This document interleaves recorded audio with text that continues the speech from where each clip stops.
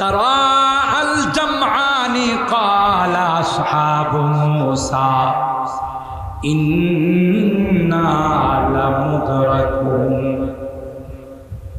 যখনই দেখলাম পিছনে ফেরাউনের বাহিনী আমাদেরকে ধরার জন্য আসতেছে, সামনে লৌহিক সাগর, তখন মূসা আলাইহিস সালামের উম্মত বনি ইসরাইল বলল, মূসা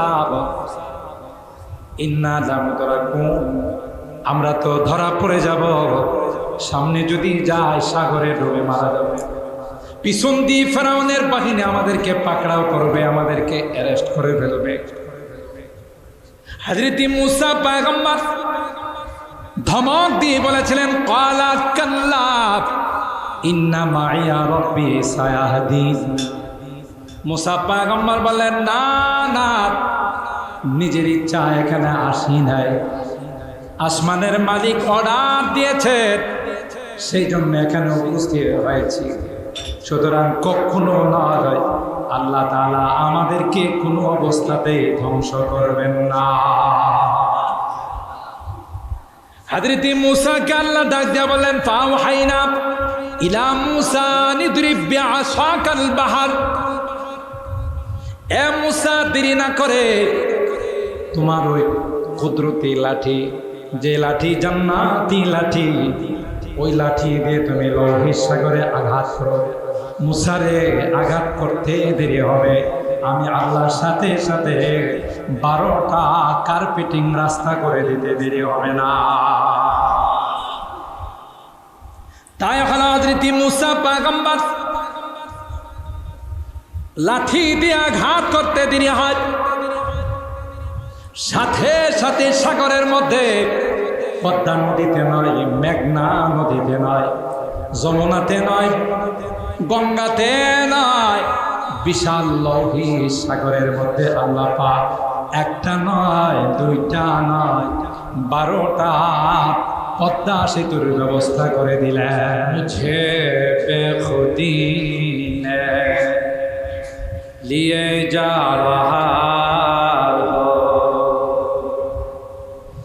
মুঝে বেখুদি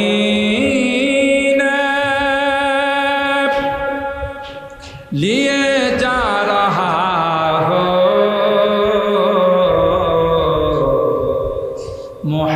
मोहम्मद मोहम्मद कहीं जा रहा हो, बलगल उला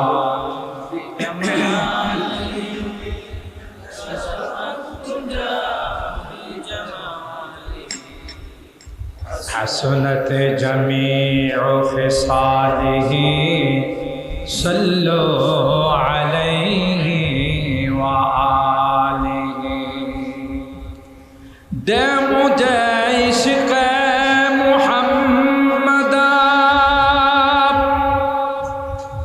अल मुहम्मद युमगिन,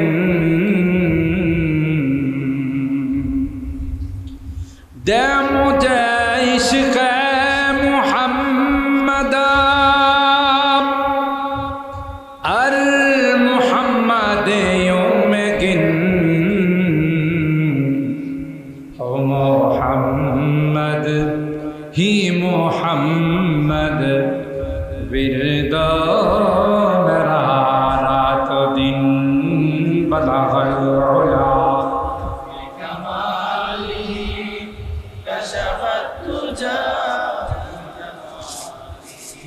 हसनत जमीउ खिसालिही सल्लु अलैहि व आलिही। अल्लाहुम्मा सल्लि व सल्लिम दाइमन अबदा अला हबीबिका खैरिल खल्क़ि कुल्लिहिम।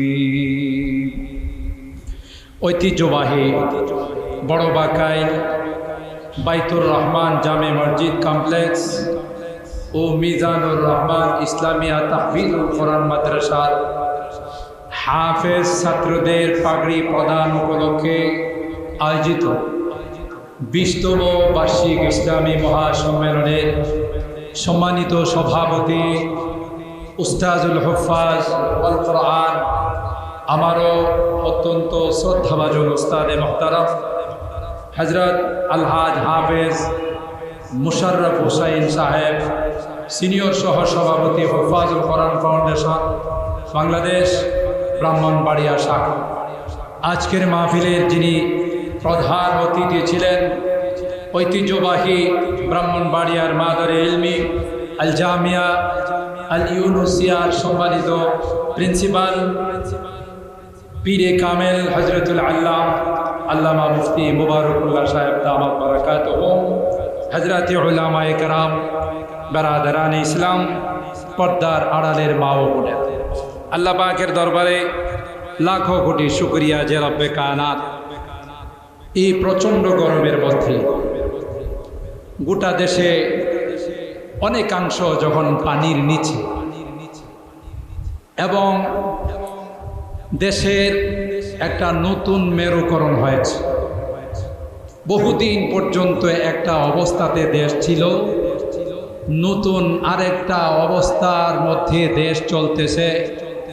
এমন একটি গুরুত্বপূর্ণ সময়ে আমরা একটি জান্নাতি কোরআনী মাহফিলে দীর্ঘক্ষণ পর্যন্ত বসে বুজুর্গ উলামায়ে কেরামদের জবান থেকে কোরআন সুন্নাহর আলোকে অত্যন্ত গুরুত্বপূর্ণ আলোচনা শুনতেছিলাম।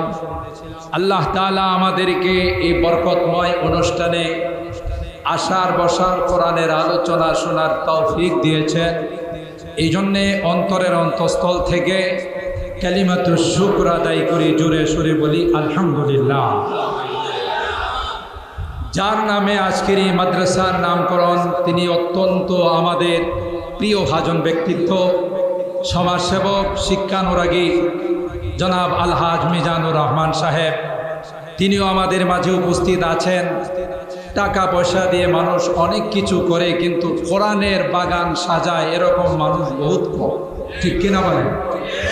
যাদের টাকা পয়সা আল্লাহ কবুল করেন, কোরআনের জন্য কবুল করেন, তাদের দ্বারাই এই সকল খেদমত হয় এবং আল্লাহ তাআলা এই খেদমতগুলো কবুল করে নেন, আলহামদুলিল্লাহ। সম্মানিত সুধী, খুব লম্বা আলোচনা নয়, ইতিমধ্যেই আপনারা দেখেছেন যে এই মাদ্রাসার ফসল 7 জন হাফেজের কোরআনের মাথায় বুজুর্গ উলামায়ে কেরাম দস্তারে ফজিলত, সম্মানের মুকুট, পাগড়ি প্রদান করেছেন, তাদেরকে ক্রেস্ট পুরস্কার দেওয়া হয়েছে। আপনারা জানেন, আমি আমার অনেক আলোচনায় বলে থাকি, আমাদের এই প্রিয় মাতৃভূমি, আমাদের এই বাংলাদেশ আয়তনে ছোট হলো, বিশ্বের এমন কোনো রাষ্ট্র নাই যে রাষ্ট্র আমাদের এই বাংলাদেশকে চিনে না।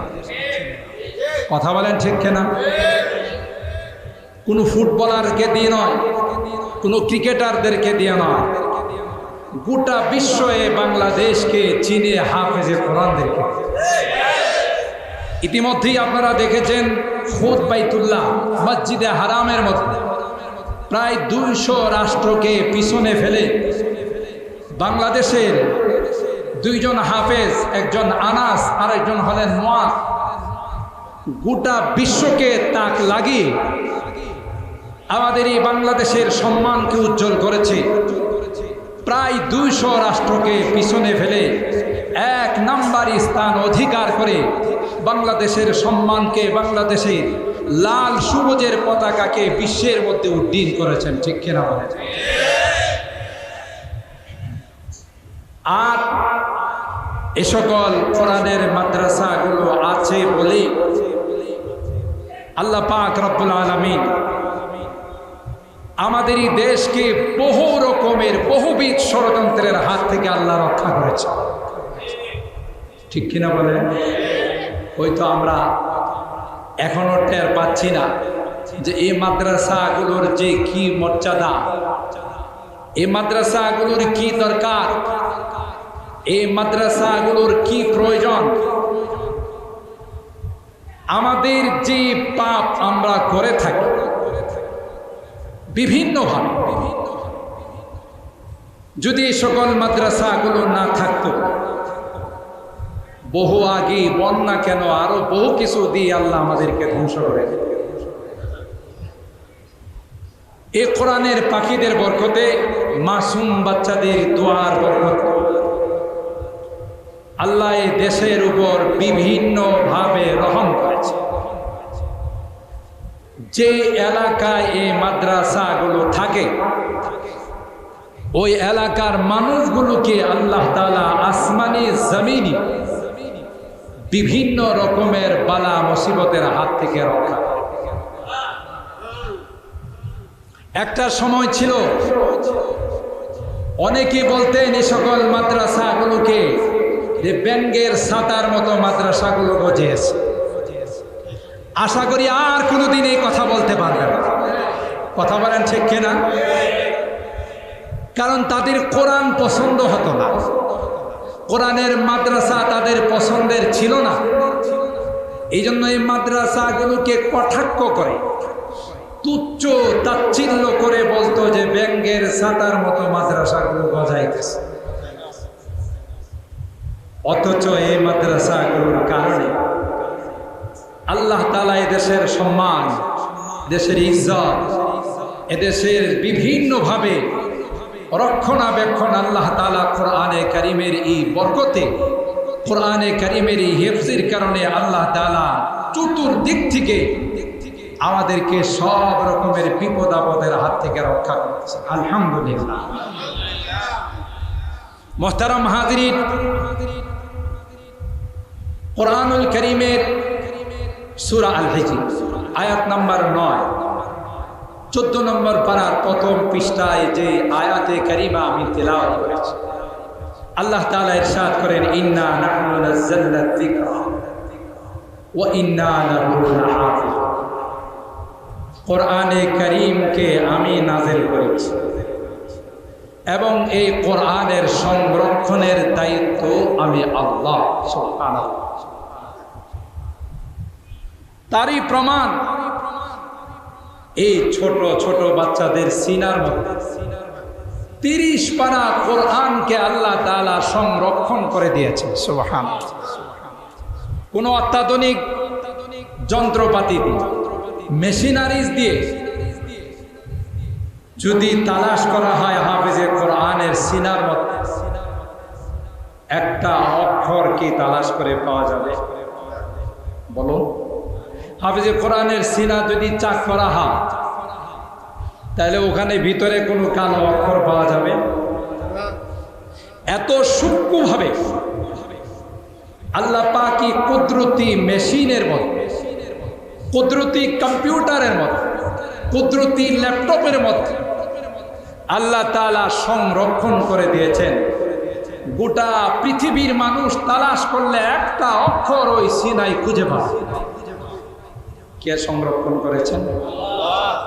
যেখানে স্কুল, কলেজ, ভার্সিটি বইয়ের মধ্যে কোনো একটা কবিতা থাকলে আমাদের মুখস্থ করতে অনেক সময় লাগে না, সেখানে কোরআনে কারীমের এমনও হাফেজ আছে হিফজখানার মধ্যে যারা এক বৈঠকে আধা পাড়া অর্থাৎ 10 পৃষ্ঠা সবক শোনাইতে পারে। কে এই তৌফিক দিয়েছেন? বলুন বলুন, কে? আল্লাহ। আল্লাহ পাক বলেন, ওয়ালাকাদ ইয়াসসারনাল কুরআনা লিযিকর ফাহাল মিন মুদ্দাকির। কোরআনকে আমি আল্লাহ সহজ করে দিয়েছি, তোমাদের অন্যান্য বইয়ের মতো কোরআন না যায়। কোরআন আমার কালাম। আল্লাহ বলেন, বান্দাদের মুখস্থ করার জন্য আমি আল্লাহ তার সিনাটাকে খুলে দিয়েছি। তিলাওয়াত করতে দেরি হয়, ওই কোরআন তার সিনার মধ্যে সংরক্ষণ করতে দেরি হয় না। আল্লাহ তাআলা হাফিজে কোরআনের সিনার মধ্যে এই কোরআনকে সংরক্ষণ করে দিয়েছেন। হাফেজ হওয়ার কারণে সভা সমাবেশ করে তাদের মাথায় পাগড়ি দেওয়া হয়, তাদেরকে বিভিন্নভাবে পুরস্কৃত করা হয়। হাদিসে পাকের মধ্যে পয়গম্বর কয় যে হাফেজে কোরআনের মাথায় পাগড়ি দেওয়া হলো কতই না ভাগ্যবান ওই হাফেজের মা বাবা। সুবহানাল্লাহ। যেই মা বাবা তার সন্তানকে কোরআন পড়াইছে, কোরআনের হাফেজ বানাইছে, আল্লাহ পাক বলেন কিয়ামতের কঠিন ময়দানে আল্লাহ পাক বিশাল মাহফিলের আয়োজন করে, যে মাহফিলের সভাপতি হবেন স্বয়ং আল্লাহ তাআলা। কে হবেন? আল্লাহ। সুবহান। মাহফিলটা কি আজকের মাহফিলের সমানে হবে না একটু বড় হবে? কথা বলে ময়দানে নামান, বিশাল ময়দান, অথবা কোন কোন বর্ণনায় আসে ময়দানে মসজিদ। এই বিশাল ময়দানে আল্লাহ তাআলা বিশাল সেমিনার করবে, যেই সেমিনারের সভাপতি হবেন স্বয়ং আল্লাহ রাব্বুল আলামিন। প্রধান অতিথি, চিফ গেস্ট, সরকারে দু আলম, মাহবুবে কিবরিয়া, সৈয়দুল কাউনাইন, সৈয়দুল সাকালাইন, হযরত মুহাম্মদ আরবি সাল্লাল্লাহু তাআলা আলাইহি ওয়াসাল্লাম, তিনি হবেন ওই মাহফিলের প্রধান অতিথি। সুবহানাল্লাহ। তিলাওয়াত করে শোনাবেন। বিশ্বের সবচেয়ে সেরা কণ্ঠের অধিকারী ছিলেন সাইয়্যিদনা হযরত দাউদ আলাইহিস সালাম, যার সাপ্তাহিক তিলাওয়াত শোনার জন্য শনিবার করে তার উপর নাযিল করা জবুর কিতাব তিনি তিলাওয়াত করতেন। আর এই তিলাওয়াত শোনার জন্য সমুদ্রের মাছগুলো জমা হয়ে যেত, আকাশের পাখিগুলো জমা হয়ে যেত, বনের জঙ্গলের পশুগুলো জমা হয়ে যেত। সাইয়্যিদনা হযরতে দাউদ আলাইহিস সালাতু ওয়াস সালামের মুখে থেকে তিলাওয়াত শোনা, কি কণ্ঠের অধিকারে আল্লাহ তাকে বানিয়েছে। আমি শর্টকাট কিছু কথা বলবো, যেহেতু শীতের মৌসুমে মাহফিল শোনা আর গরমের মৌসুমে শোনার মধ্যে কিছু ব্যবধান। শীতের মৌসুমে গরমের অস্থিরতা কাজ করে, হালকা হালকা শীত লাগে, চুপচাপ সবাই বসে শুনে। আর গরমের মৌসুমে যতই ফ্যানের ব্যবস্থা থাকুক তারপরে একটা অস্থিরতা কাজ করে। কথা বলেন? তবে আমরা আশা করতে পারি আজকের এই মাহফিলে প্রচন্ড গরমকে উপেক্ষা করে যারা কোরআনের মহব্বত নিয়ে এখানে বসা আছেন, ইনশাআল্লাহ এই গরমকে সহ্য করার কারণে আল্লাহ তাআলা জাহান্নামের গরম থেকে আমাদেরকে মুক্ত করে দেন। গরম থেকে, জাহান্নামের গরম থেকে। জাহান্নামের গরম আজকের গরম থেকে কম না বেশি? জোরে বলো। এমন বেশি যা বর্ণনা দিয়ে পাওয়া যাবে না, বর্ণনা দিয়ে শেষ করা যাবে। এত 500 মাইল দূরের থেকে জাহান্নামের ঢাকনাটা খোলার সাথে সাথে ইয়াসবিল বুজুহ, চেহারার মধ্যে তার তাপটা লাগতে দেরি হবে, চেহারাটা ভুনা হতে, মগজগুলো কিলবিল করে, মগজগুলো টকবক করে, গলতে গলতে পড়তে দেরি হবে। আল্লাহু আকবার। এত কঠিন হবে জাহান্নামের সেই গরম। আল্লাহ পাক যদি আজকের আমাদের এই মাহফিলকে কবুল করে নেন, হতে পারে এই গরমের উসিলায় আল্লাহ চিরকালের জন্য জাহান্নামের গরম থেকে মুক্তির ফয়সালা করতে। আল্লাহ আমাদের এই মাহফিলকে কবুল করুন, আমিন। মুহতারাম হাজিরিন, এই আল্লাহ পাক রব্বুল আলামিন এই কোরআনে কারীমকে নাযিল করেছেন মানব জাতির কল্যাণের। কোরআনের মর্যাদা যেহেতু অনেক বেশি, যেহেতু এই কোরআন আল্লাহ কার কালাম, আল্লাহ পাক যেমন মহান, তার কালাম সেরকম মহান। এই কালাম যে সিনায় ঢুকে, ওই সিনার দামও আল্লাহর কাছে অনেক। শুধুমাত্র একজন হাফিজে কোরআন আপনারা অনেকবার শুনে থাকেন, তারপরও মনে রাখার জন্য বলছি, যার সিনার মধ্যে কোরআনকে সংরক্ষণ করেছে তাকে কিয়ামতের কঠিন ময়দানে আল্লাহ এমন পাওয়ার দিবেন, এই হাফিজকে আল্লাহ ডেকে বলবেন, ইকরা ওয়ারতাকি ওয়ারাত্তিল কামা কুনতা তুরাত্তিলু ফিদ দুনিয়া ফাইন্না মানজিলাকা ইনদা আখিরি আয়াতিন তাকরা। এ হাফেজ, কোরআনের এক একটা আয়াত তিলাওয়াত করো আর এক এক তলার দিকে তুমি উঠতে থাকো। সুবহানাল্লাহ। ৬৬৬৬টি আয়াত তিলাওয়াত করবে আর এক এক তলার দিকে যাইতে থাকবে, যেখানে কোরআনের তিলাওয়াত শেষ ওখানে তার অবস্থা। সুবহানাল্লাহ বলবেন না? সৌদি আরবে ১ নাম্বার হইছে, রিয়াল পুরস্কার দিছে, আরো অনেক কিছু পুরস্কার দিছে। বাংলাদেশ থেকে অনেক সময় হাফিজে কোরআনদেরকে পুরস্কার দেওয়া হয়।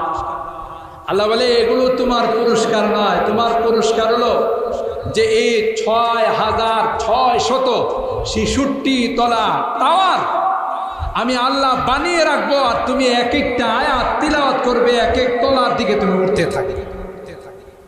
এটা হলো তোমার এই কোরআনের মর্যাদা। হাফেজ বলবে, না না, আমি ওই তোমার টাওয়ারের মধ্যে যাব না। কেন রে হাফেজ, টাওয়ারে তুমি যাবে না? এই বড় বাকাই মিজানুর রহমান হাফিজিয়া মাদ্রাসায় আমি কষ্ট করে পড়েছি, মাদ্রাসা কর্তৃপক্ষ আমার পড়ার ব্যবস্থা করে দিয়েছিল, এলাকার মানুষ আমার খোঁজখবর নিয়েছিল, লজিং রেখেছিল, জায়গা রেখেছিল, তাদের 2 লোকমা খাবার খেয়ে আমি কোরআন পড়েছি, হাফেজ হয়েছি। হাফেজ হওয়ার পর আলেম হয়েছি। আমি এত নিমুখ হারাম নয়, এই এলাকার মানুষগুলোকে রেখে আমি একা জান্নাতে চলে যাব?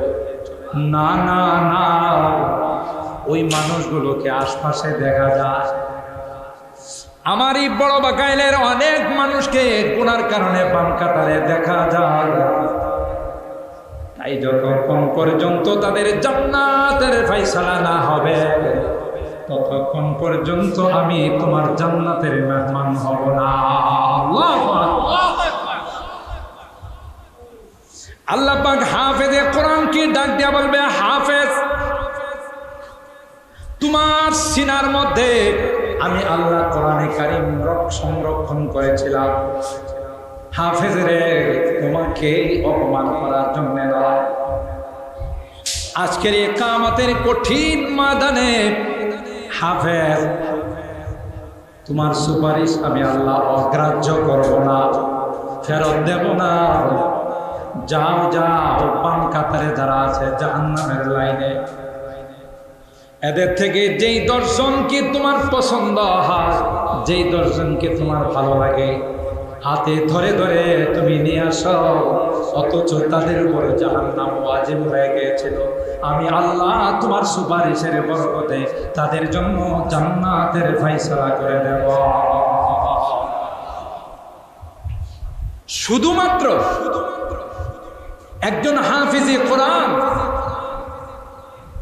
হিফজ করছে, ফাস্তাযহারা ফাআহাল্লা হালালা ওয়া হাররামা হারামা, হালালকে হালাল, হারামকে হারাম মাইনা চলছে, তারই যদি পাওয়ার হয়, যে হাফিজ হওয়ার পর আলেম হলো, কোরআনে কি আছে সেটা বুঝলো, ব্যাখ্যা বিশ্লেষণ তাফসীর, আল্লাহর হাবিব বলেন ওই ব্যক্তির কোনো 10-20-এর সংখ্যা থাকবে না, যত ইচ্ছা তত সুপারিশ করে আল্লাহর জান্নাতে। আর যারা এই কোরবানি করেছেন, তাদের সন্তানদেরকে কোরআন মুখস্থ করার জন্য, কোরআনের হাফিজ হওয়ার জন্যে ঘর থেকে, নিজের কোলের থেকে বিদায় জানাইছে, যাও আমার কোলে নয়, মাদ্রাসার কোলে তোমাকে দিয়ে দিলাম, যতই কষ্ট হোক ওখানে থেকে তোমাকে লেখাপড়া করতে হবে। ওই মা বাবা যে কোরবানি করেছে, যে ত্যাগ স্বীকার করেছে আল্লাহর মাহফিলের মধ্যে, ওই মা বাবাকে আল্লাহ ডেকে আল্লাহর কুদরতি হাতে তাদের মাথার মধ্যে নূরের মুকুট পরায়। কি মনে করলে? মনে করতে পারেন বোধ আমাদের এই লাইটের মতো পাওয়ার। মান ক্বারাআল কুরআন ওয়া আমিলা বিমা ফীহি উলবিসা ওয়ালিদাহু তাজাই ইয়াউমাল কিয়ামা দাউহু আহসানু মিন দাউইশ শামস লাউ কানাত ফী বুয়ুতিকুম। আল্লাহর হাবিব বলেন, উম্মত, যে মুকুট পরানো হবে সেই মুকুটের আলোটা, জ্যোতিটা কেমন হবে? সূর্যটা এখন পূর্ব দিগন্তে উদিত হয়, গোটা পৃথিবীকে আলোকিত করে ফেলে। কোথাও যদি একটা সুই পড়ে সেটাও দেখা যায়। জোরে বলুন ঠিক কিনা? আমার আপনার ঘরের মধ্যে আলো পৌঁছে কিনা বলুন? সূর্যের সামনে বিদ্যুতের যত পাওয়ারফুল লাইট হোক না কেন, তার কোনো দাম আছে? আল্লাহর হাবিব বলেন, গোটা সূর্যটা যদি তোমার কামরার ভিতরে ঢুকায় দাও, তোমার রুমের ভিতরে যদি গোটা সূর্যটা তুমি ঢুকায় দাও, যেই পরিমাণ আলো হবে, আল্লাহ বলেন হাফেজে কোরআনের মা বাবার মাথায় যে মুকুটটা দেওয়া হবে গো, ওই মুকুটের আলো সূর্যের চাইতেও কোটি কোটি গুণ বেশি হবে। সেই আলেম হাফেজ হয়ে যদি আলেম হয়ে যায়, আল্লাহর হাবিব বলেন হাফেজের জন্য দর্শনের পাওয়ার, কিন্তু আলেম যদি হয় তার জন্য দর্শন নয়, যত ইচ্ছা তত সুপারিশ করে আল্লাহর জান্নাতে নিয়ে যাবে। 10-20 নয়, 100-200 নয়, 1000 লক্ষ নয়, একজন আলেমে বা আমল হাফেজে কোরআন যত ইচ্ছা তত সুপারিশ করে আল্লাহর জান্নাতে নিয়ে যাবে। সুবহানাল্লাহ। এই আলেমদের সাথে হাফেজদের সাথে আমাদের সম্পর্ক রাখার দরকার আছে। যতদিন এই কোরআন থাকবে ততদিন আল্লাহ এই আসমান আর জমিন রাখবেন। কথা বলেন ঠিক কিনা? যেদিন কোরআন চলে যাবে এই পৃথিবী আল্লাহ তাআলা কোরআনের জন্য, যেমন অনুষ্ঠানের মধ্যে, বিবাহের অনুষ্ঠানের মধ্যে বরকে কেন্দ্র করে সব রকমের আয়োজন,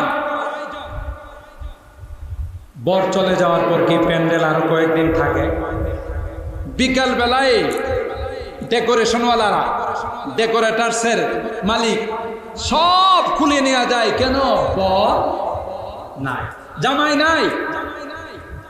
আল্লাহ কয় এই বিশ্বের জামাই হলো হাফিজে কোরআনরা, আলেমে বা আমল যারা, তারা। যেদিন এই পৃথিবীতে আলেম থাকবে না, যেদিন এই পৃথিবীতে হাফিজ থাকবে না, যেদিন এই পৃথিবীতে কোরআন থাকবে না, 1 সেকেন্ডের জন্য আল্লাহ পৃথিবী রাখবে। ঠিক না বে? ঠিক। যুগে যুগে ইসলামের এবং কোরআনের বিরোধিতা ছিল, আছে, থাকবে। কথা কয় না নাকি? এখন নাই? এখনো কোরআন সুন্নাহর বিরোধিতার জন্য অনেক নাস্তিক মুরতাদ দেশে আছে,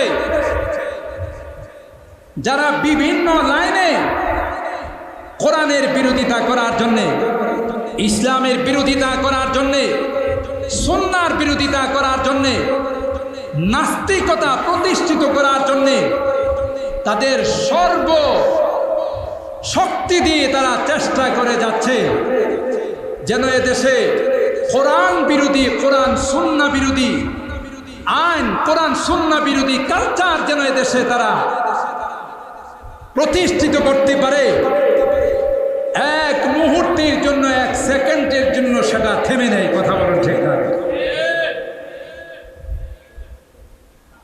কিন্তু ইসলাম বলে, কোরআন বলে ষড়যন্ত্র ছিল, আছে, থাকে, কিন্তু এই ষড়যন্ত্র কোনোদিন সফলতার চেহারা দেয় না। কথা বলে না, ষড়যন্ত্র কোনোদিন সফলতার চেহারা দেখবে না। আরে তুমি কে? তোমার চাইতে অনেক শক্তিশালীরা ইসলামের বিরোধিতা করেছে, কোরআনের বিরুদ্ধে নিয়ে দেখো তাদের অস্তিত্ব বিলীন হয়ে গেছে, ঠিক না? মিস্টার নমরুদ পাওয়ারফুল ছিল না? কথা বলে না। মিস্টার নমরুদের পাওয়ার কম ছিল না বেশি ছিল? মিস্টার নমরুদ গোটা বিশ্বের বাদশা ছিল। ফেরাউনের পাওয়ার কত বেশি ছিল না? কথা বলে না। বেশি ছিল না কম ছিল? আছে না, পানিতে ডুবায়া মারছে। ফেরাউনকে কে মারছে? বলুন বলুন, কে? এমনি মরছে না পানিতে ডুবে? নমরুদরে প্রতিবন্ধী মশা দিয়ে আল্লাহ শেষ করছে। ল্যাংরা ল্যাংরা মশা, সিএনজি অ্যাক্সিডেন্ট করে পা ভেঙে গেছে। এরকম ল্যাংরা মশা দিয়ে আল্লাহ হারামজাদা নমরুদকে শেষ করছে। কথা বলেন ঠিক কিনা? আজীব ইতিহাস, যে যত বড় পাওয়ারফুল, যত বড় পাওয়ার দেখা, ইতিহাস বলে তাকে তত ছোট জিনিস দিয়ে আল্লাহ তাকে ধ্বংস করে। ইতিহাস যেই জাতি বলে যায়, এই জাতির কপাল খারাপ। এত বড় পাওয়ারফুল নমরুদ, গোটা বিশ্বের বাদশা, একটা ল্যাংরা মশা, তাও সুস্থ মশা, এটা ক্রেজ দিয়ে চলে। কথা বলেন ঠিক কিনা? এটা দিয়ে আল্লাহ নমরুদরে সাইজ করছে, ঠিক? ফেরাউন এত বড় দাম্ভিকতা তার মধ্যে ছিল, অহংকার ছিল, যেই লোহিত সাগরে আল্লাহ তাআলা 12টা পদ্মা সেতু বানাইছে। কয় বছর সময় লাগছে আল্লাহ পাকের? কয় না, কথা কয় না। আল্লাহ পাক লোহিত সাগরে 12টা পদ্মা সেতু বানাইছেন। কয় কোটি টাকা লাগছে? কয়বার বাজেট পাল্টাইতে হইছে? কথা কয় না। কোন আল্লাহ বলছেন হয়ে যাও, ফায়াকুন, সাথে সাথে হয়ে গেছে, ঠিক না? কোথায়? পানির মধ্যে। কোনো পাইলিং করা লাগে নাই, কোন রকমের উন্নত মানের কোনো কিছু ওখানে বসানো লাগে নাই। মালিকের হুকুম, কোন? ফায়াকুন, সাথে সাথে হয়ে গেছে। বানাইছেন কে? হযরত মুসা পয়গম্বরের উম্মত। কোরআনের সূরা শুআরার মধ্যে আল্লাহ তাআলা বিস্তারিত আলোচনা করেছেন 19 নম্বর পারায়।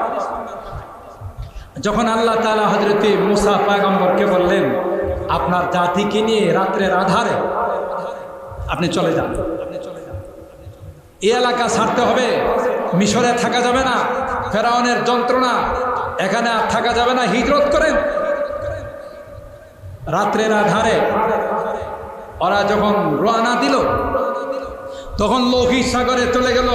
সামনে লোহিত সাগর আর পিছনে ফেরাউনের খবর হয়ে গেল যে এরা পলায়ন করছে, এদেরকে পাকড়াও করতে হবে। মুসা আলাইহিস সালামের উম্মত যখন সামনে দেখলো সাগর, পিছনে হলো ফেরাউনের বাহিনী। পিছনে যাওয়ার কোনো সুযোগ আছে? সামনে সামনে গেলে সমুদ্রে ডুবে মারা যাবে। তখন বনি ইসরাইল হযরত মুসা পয়গম্বরকে বলেছিলেন, ফালাম্মা তারা আল জামআনি ক্বালা আসহাবু মুসা ইন্না লামুদরাকুন। যখনই দেখলাম পিছনে ফেরাউনের বাহিনী আমাদেরকে ধরার জন্য আসতেছে, সামনে লোহিত সাগর, তখন মুসা আলাইহিস সালামের উম্মত বনি ইসরাইল বলল, মুসা ইন্না লামুদরাকুন, আমরা তো ধরা পড়ে যাব, সামনে যদি যায় সাগরে ডুবে মারা যাবে, পিছন দিয়ে ফেরাউনের বাহিনী আমাদেরকে পাকড়াও করবে, আমাদেরকে অ্যারেস্ট করে ফেলবে। হযরত মুসা পয়গম্বর ধমক দিয়ে বলেছিলেন, ক্বালা কাল্লা ইন্না মাইয়া রাব্বি সায়াহদিন। মুসা পয়গম্বর বললেন, না না, নিজের ইচ্ছা এখানে আসি নাই, আসমানের মালিক অর্ডার দিয়েছে, সেই জন্য এখানে উপস্থিত হয়েছি। সুতরাং কখনো নয়, আল্লাহ তাআলা আমাদেরকে কোনো অবস্থাতেই ধ্বংস করবেন না। হযরত মুসাকে আল্লাহ ডাক দিয়া বললেন, ফাওহাইনা ইলা মুসা নিদ্রিব বিআসাকাল বাহর, এ মুসা দেরি না করে তোমার ওই কুদরতি লাঠি, যে লাঠি জান্নাতি লাঠি, ওই লাঠি দিয়ে তুমি লোহিত সাগরে আঘাত করো। মুসারে আঘাত করতে দেরি হবে, আমি আল্লাহর সাথে সাথে 12টা কার্পেটিং রাস্তা করে দিতে দেরি হবে না। তাই হলো হযরত মুসা পয়গম্বর লাঠি দিয়ে আঘাত করতে দেরি হয়, সাথে সাথে সাগরের মধ্যে, পদ্মা নদীতে নয়, মেঘনা নদীতে নয়, যমুনাতে নয়, গঙ্গাতে নয়, বিশাল লোহিত সাগরের মধ্যে আল্লাহ পাক একটা নয়, দুইটা নয়, 12টা পদ্মা সেতুর ব্যবস্থা করে দিলেন। বনি ইসরাইল আরামে পার হয়ে চলে গেলেন।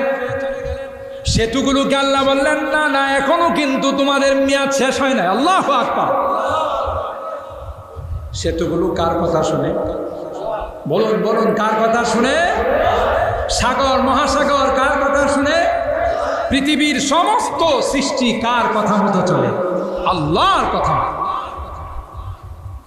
আল্লাহ বলেন, এখনো মেয়াদ শেষ হয় নাই, দুশ্মন আসবে, দুশ্মনকে যখন ডুবাবে এরপরে তোমাদের মেয়াদ শেষ হয়ে যাবে। সুবহানাল্লাহ।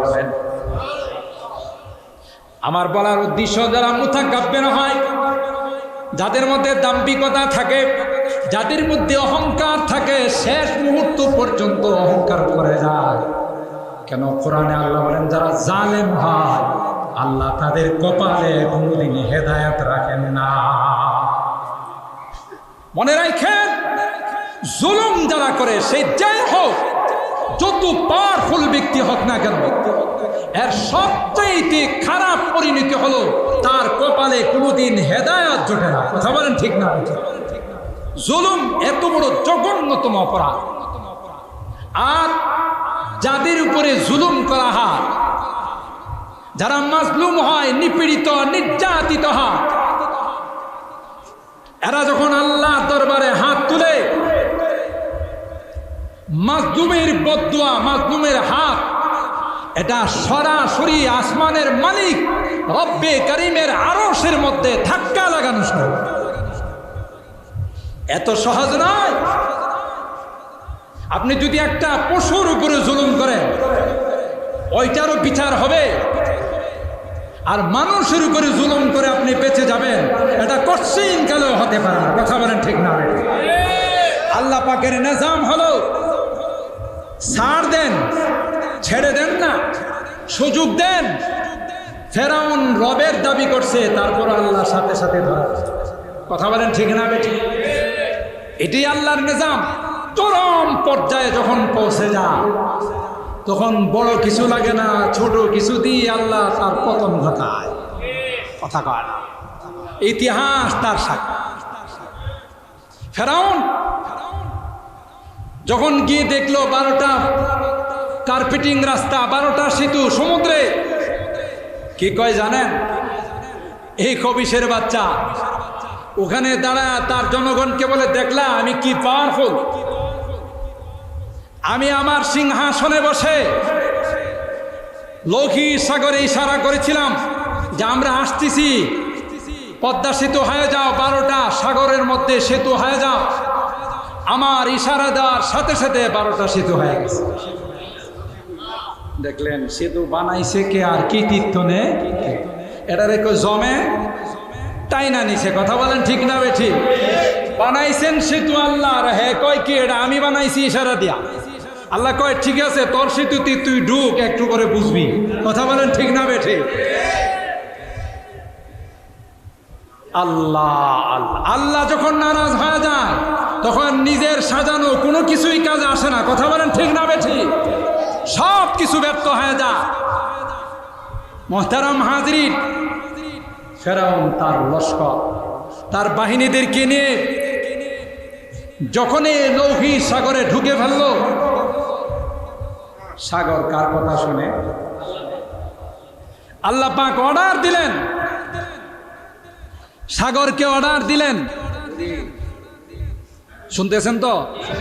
সাগরকে আল্লাহ তাআলা অর্ডার দিলেন, আর দেরি নাই, আমার বন্ধুরা পার হয়ে চলে গেছে, দুশমনদেরকে ডুবানোর জন্যই আমি সেতু বানাইছি। সুবহানাল্লাহ।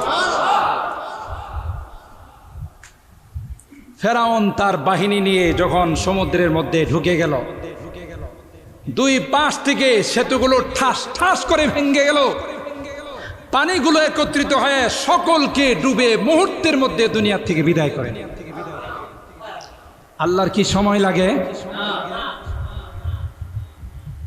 তখন ফেরাউন বলেছিল, ক্বালা আমানতু বিল্লাহিল্লাযী আমানাত বিহি বানু ইসরাঈল ওয়া আনা মিনাল মুসলিমিন। ফেরাউন তখন ডুবে আর কয়, আল্লাহ আমি কিন্তু একজন পাক্কা ইমানদার, আমি কিন্তু একজন মুমিন মুসলমান। আল্লাহ ডাক দেয়া কয়,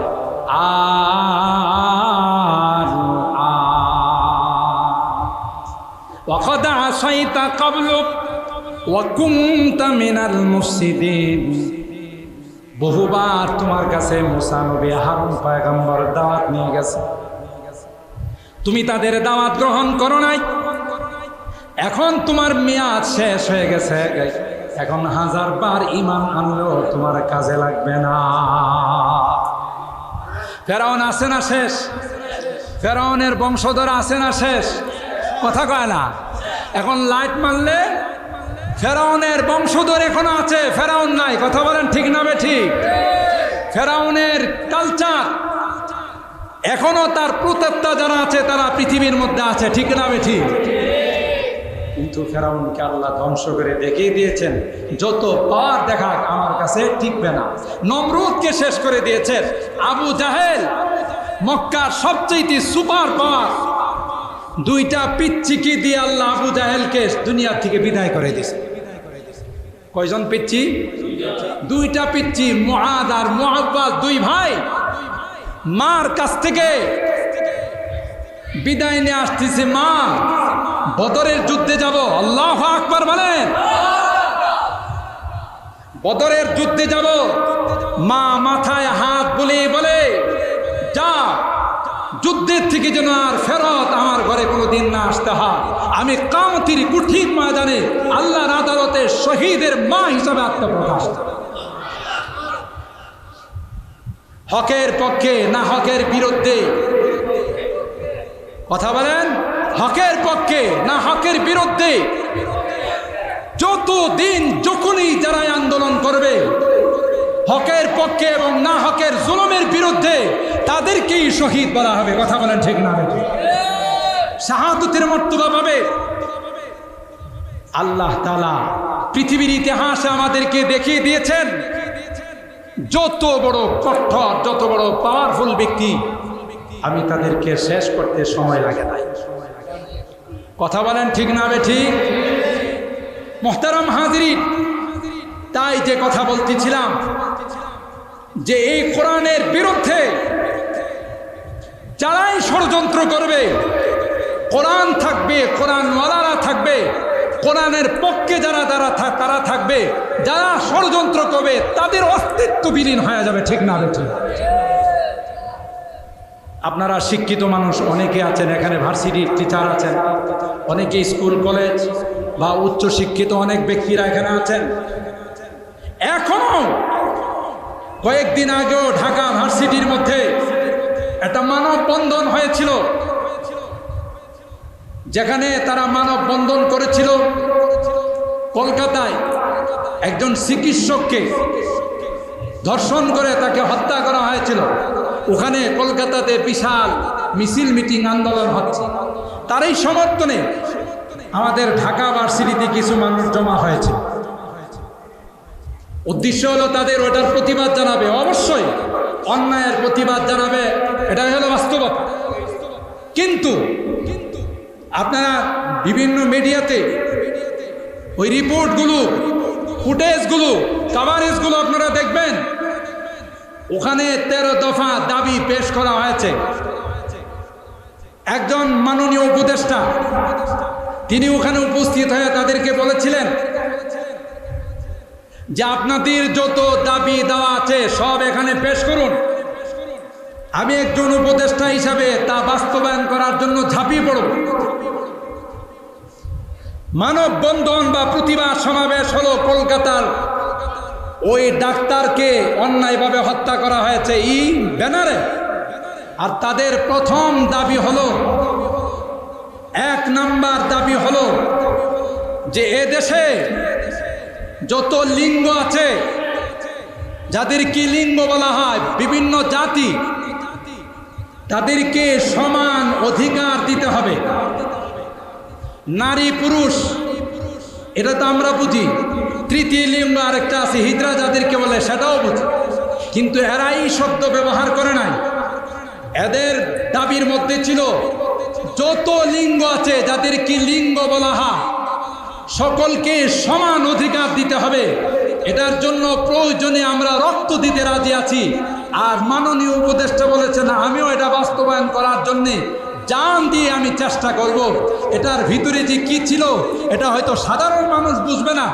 এর দ্বারা তাদের স্পষ্ট বার্তা ছিল, সমকামিতায় যারা লিপ্ত হয়, ট্রান্সজেন্ডারের নামে যারা লিঙ্গ পরিবর্তন করতে চায়, তাদেরকে সরকারি স্বীকৃতি দিতে হবে। এটা সম্পূর্ণ কোরআন সুন্নাহ বিরোধী। কথা বলেন ঠিক কিনা? চিন্তা করেন কি কৌশলে এরা মনে করে এই জাতীয় শব্দ ব্যবহার করলে আলেম ওলামারা, মৌলবীরা বুঝবে না যে আলেম ওলামারা কিতাবের বাইনা সতর বলে, মাঝখান থেকে শব্দ বের করে করে কিতাব বুঝে, যে আলেম ওলামারা ছোট ছোট অক্ষর পড়ে তাফসীর বুঝে। আর আপনি সূক্ষ্মভাবে কোরআন সুন্নাহর বিরুদ্ধে কথা বলে যাবেন, আলেম ওলামারা বুঝবে না। এটা পোকা স্বর্গরে বসবাস করতে হবে। কথা বলেন ঠিক কিনা? এইভাবে তাদের 13টা দাবির প্রত্যেকটা দাবি কর্তৃত্ব পুরুষের হাতে থাকতে পারবে না, নারীদের হাতে থাকবে। অথচ কোরআন বলেন কর্তৃত্ব থাকবে পুরুষের হাতে। কথা বলেন ঠিক কিনা? প্রত্যেকটা দাবি কোরআন সুন্নাহ বিরোধী। আমি সবগুলো বলবো না, যেহেতু অনেক টাইম হয়ে গেছে। তাদের প্রতিবাদ মানববন্ধন কলকাতা, আর দাবি করে সব কোরআন সুন্নাহ বিরোধী। কথা বলেন ঠিক কিনা? এটার বলে ডাল মে কুছ কালা হ্যায়। কথা বলেন ঠিক কিনা? মনে করছে সরকার, বুঝে মনে করছে দেশে কোনো সরকার না, যা ইচ্ছা তাই করে ফেলবো। ইসলামী জনতা, তাওহীদি জনতা, আলেম ওলামায়ে দেশে কোনোদিন শুয়ে থাকে না। কথা বলেন ঠিক না বেঠিক? বিধায় কোরআনেরই দেশ, যতদিন কোরআনের পক্ষে থাকবে ততদিন আসমান থেকে সাহায্য হবে। ঠিক না বেঠিক? কোরআনের বিরুদ্ধে চলে যাবে, আসমান থেকে গজব চলে আসবে। আল্লাহর কসম করে বলি, আল্লাহর কসম করে বলি, সমকামিতাকে যদি আইনত তাকে বৈধতা দেওয়া হয়, সমকামিতাকে যদি সমর্থন করা হয়, মুহূর্তের মধ্যে আসমান থেকে আল্লাহর গজব নেমে আসবে। কথা বলেন ঠিক কিনা? আমরা স্পষ্টভাবে আজকের এই মাহফিল থেকে জানিয়ে দিতে চাই, সরকার নাই, দেশ সরকার শূন্য মনে করে আপনারা যারা নাস্তিক বামরাম আছেন, আপনারা মনে করেন না যা ইচ্ছা তাই করে ফেলবেন। এত সহজ নয়। কথা বলেন ঠিক কিনা? বহুত পাওয়ারফুল সরকাররা চেষ্টা করছে এদেশকে নাস্তিক আর মুরতাদের দেশ বানানোর জন্য, পারে নাই। আপনি কেডা? কথা বলেন ঠিক না বেঠিক? মুসলমান নামাজ পড়ে না, রোজা রাখে না, কিন্তু কোরআনের বিরুদ্ধে আপনি কথা বলে দেখেন, জিহ্বা টেনে ছিঁড়ে ফেলবে। কথা বলেন ঠিক কিনা? নবীর বিরুদ্ধে কোনো কথা বলে দেখেন, গর্জে উঠবে। কথা বলেন ঠিক না ঠিক? এই জন্য মুহতারাম হাজিরিন, আমি আগেই বলেছি, লম্বা আলোচনা করব না। এ সকল মাদ্রাসাগুলোর সঙ্গে, কোরআনের প্রতিষ্ঠানের সঙ্গে যতদিন আমাদের সম্পর্ক থাকবে, ততদিন আসমান থেকে আল্লাহর রহমত বর্ষণ। সুবহানাল্লাহ। আর যেদিন থেকে আমাদের কোরআনের সাথে সম্পর্ক ছিন্ন হয়ে যাবে, কোরআনওয়ালাদের সাথে সম্পর্ক ছিন্ন হয়ে যাবে, সেদিন থেকে আসমানি গজব আমাদের উপর না। কথা বলেন ঠিক না? এই যে বন্যার পানি, এই বন্যার পানি তো সাগরে থাকে, পানি বড় বড় নদীতে থাকে। পানি কেন আমার ঘরের ছাদের উপরে আসবে? পানি কেন আমার ঘরের উপর উঠবে? পানি কেন উঁচা জায়গাতে উঠবে? এটাও আল্লাহর হুকুমে আসছে, ঠিক না? আর দ্বিতীয়ত যারা আমাদের পাশে, যাদেরকে আমরা সবসময় মনে করি আমাদের অন্তরঙ্গ বন্ধু, কথা বলেন ঠিক না ঠিক? বন্ধু বলতে বলতে আমাদের কলিজা দিয়ে দিয়েছি, এই বন্ধুরা আমাদের পুরস্কার দিছে রাত্রের আধারে। তাদের বেড়িবাঁধগুলো ছেড়ে দিয়ে বাংলাদেশের মানুষকে ডুবিয়ে মারার ষড়যন্ত্র করেছে। কথা বলেন ঠিক না ঠিক? কিন্তু এক নাম্বার মনে করতে হবে, আমাদের গুনার বশে, আমাদের গুনার কারণে যেই পানি সাগরে থাকার কথা, সেই পানি কেন আমার ঘরে যাবে? আল্লাহর হুকুম হলে একদিনের ভিতরে সেই পানি আবার সাগরে চলে। এই জন্য বেশি বেশি আমাদের তাওবা করতে হবে। আর আল্লাহর কোরআনের বাণী আমাদের মনে রাখতে হবে, কোনো বিজাতি মুসলমানদের বন্ধু হয় না। কথা বলেন ঠিক না ঠিক? কোনো অমুসলিম মুসলমানের বন্ধু হতে পারে না কোরআনের ভাষা। যে কোনোদিন তোমাদের বিজাতিদেরকে, অমুসলিমদেরকে তোমাদের বন্ধু বানাবে না। হ্যাঁ, তাদের সঙ্গে তুমি সুন্দর আচরণ করবে, তাদের সঙ্গে তুমি মানবতার আচরণ করবে, কিন্তু অন্তরঙ্গের বন্ধু বানাবে, তোমাকে সময় মতো সঠিক জবাব দিবে। কথা বলেন ঠিক না? আল্লাহ পাক রব্বুল আলামিন আমাদের আজকের এই মাহফিলকে, যারাই যতক্ষণ পর্যন্ত কোরআনের আলোচনা করেছেন, সকলের আলোচনার উপর আমাদেরকে আমল করার তৌফিক দান। আল্লাহ এই মাদ্রাসাকে কবুল করে নিন, আমিন বলেন। এই মাদ্রাসায় আজকে 7 জন হাফেজে কোরআন পাগড়ি পেয়েছেন। অদূর ভবিষ্যতে যেন আরো বেড়ে 10 জন, 15 জন, 20 জন যেন হাফেজ হতে পারে, আল্লাহ পাক সেই তৌফিক দান করুন, আমিন বলুন। এই মাদ্রাসার রক্ষণাবেক্ষণের দায়িত্বে আমাদের যে শ্রদ্ধাভাজন ব্যক্তিত্ব আছেন, আল্লাহ তাআলা ওনার নেক হায়াতের মধ্যে বরকত দেন, আমিন বলেন। পরিবার পরিজন, আওলাদ ফরজন যারা আছেন, সকলের হায়াতের মধ্যে আল্লাহ বরকত দান করেন, সুস্থতার জিন্দেগি নসিব করেন। অত্র এলাকা যাদের অবদানে এই মাদ্রাসা হয়েছে, আজকে অনেকেই দুনিয়াতে নাই, আল্লাহ তাদের রূহটাকে জান্নাতুল ফেরদাউস নসিব করেন, আমিন বলেন। সকল মুরব্বিদের কবরকে আল্লাহ জান্নাতের বাগান বানায় দেন, আমিন। ওয়া আখিরু দাওয়ানা আনিল হামদুলিল্লাহি রাব্বিল আলামিন। মাশাআল্লাহ, আলহামদুলিল্লাহ।